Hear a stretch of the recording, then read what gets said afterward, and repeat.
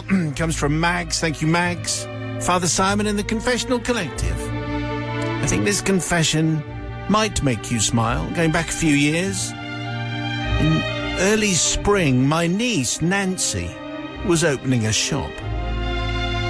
The shop she had bought still had some old stock left in it from the previous owners. And being the nice sort of people that we are, we offered to help her sort it and clean it out, ready for her to move in her own stock. This is what families are for.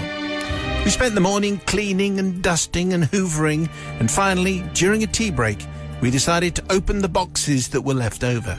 Inside, we found around 400 Father Christmas gnomes. Now there's a lovely thing to discover. Nancy asked if my husband, as he had a van, could take them to the skip. 400 Father Christmas gnomes were no good to her, or anyone else, frankly. Let me just check that. Matt, would you like... I could probably shift a couple of them. I mean, yeah. He says you could put them in the bar. That would be... Yeah, not 400, though. No, that's true. Anyway, so they were no good for anybody. Also, they were more than just a little creepy, says Mags. Some looked shifty. Others looked as though they were as mad as hell. Okay. Very festive. Right. Anyway, as we left, we collected the Father Christmas gnomes together, popped them in the van. It had been a long day, so we decided not to take them to the skip on the way home. It was late, and we needed to get home and start dinner. So we took them home with us and decided to put them in the garage. It looked like an army, Father Simon. The terracotta warriors dressed for Christmas, all in one garage. Okay. But wearing gnomic waistcoats and smoking Gandalf pipes. Father Simon, the gnomes never made it to the skip. They stayed in the garage, but this is not my confession. For that, we need to fast forward to Christmas Eve later that year. Terry and I had a few too many sherries after going to the village Christmas carol concert, because that's really the true spirit of Christmas, isn't it? Yeah, it is. I think. Festive sherry or 7. Of course. Around about 11:30. Now, the next sentence never makes sense. Okay. At 11:30 p.m., we had a bright idea. That has never No, you didn't. Ever. No. If you've had an idea at 11:30 at night, it's always going to be regretted the following morning. Sleep on it. Exactly. Terry made a mix of sand and cement, put it in a bucket, and off we went. All around the village where we live, we went around stealth-like, cementing Christmas gnomes wherever we felt we could. Oh, no. If we found an area of the village that needed some Christmas cheer, we added a gnome. And that was pretty much everywhere, to be perfectly honest. Grim old place. We cemented gnomes to doorsteps, walls, curbs. We had a good giggle whilst we were doing this. Gnomes were poking out from bins, standing atop postboxes, on top of cars.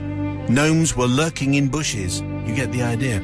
Also, we noticed that when we put them in 3s and 4s, they looked like boy bands about to sing. We left 4 gnomic take-thats, a boy zone. The scariest ones, obviously, we put in our E17. Yeah. Of course.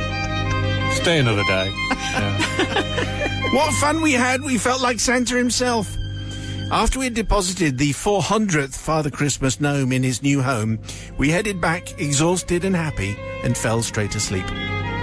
Christmas morning, when we woke up from our sherry-induced slumber, memories of the night before came flooding back, and we remembered what we'd done. The village was filled with little festive people.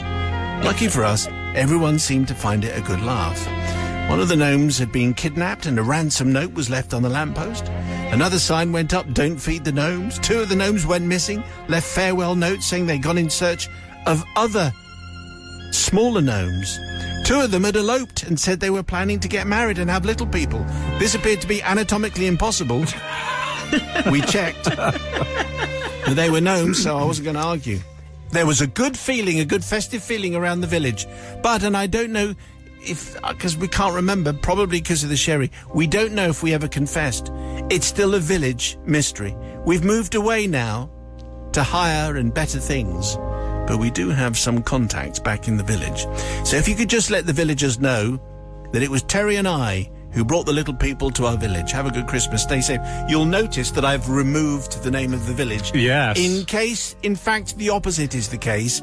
And very nice fade. Very, very nice fade. Very smooth. And actually the opposite. And if they knew where Mags and Terry lived, then they'd be straight up there saying, you ruined our drive. Look at our postbox now. Where we had to prise the Father Christmas gnome from the top. Look at the paint that got scratched. Anyway, Sister Susie from the pub. Do you know what? I think this is great. It really, really made me laugh. And okay, maybe it was something that you maybe shouldn't have done, but it brought a lot of cheer and a lot of laughs to the village. So I'm sure they were all very grateful. So in the festive spirit, I'm going to forgive. Brother from another gutter. I mean, surely nothing says Christmas like having 4 Christmas gnomes concreted to your doorstep. I know I would love that, definitely. And it feels like the rest of the village loved it as well. You know, leaving the little notes, that kind of thing. And the ones that didn't, you know, they had a Christmas gnome there all the time. So I'm going to forgive.